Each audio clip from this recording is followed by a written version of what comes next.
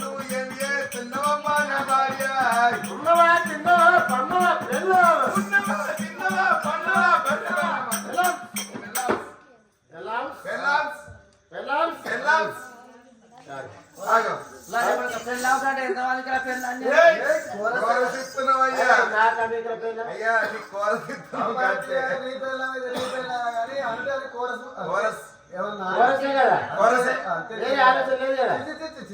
ఉన్నప్పుడు ఏముంటది అయ్యా నువ్వు లేనప్పుడు చూస్తావు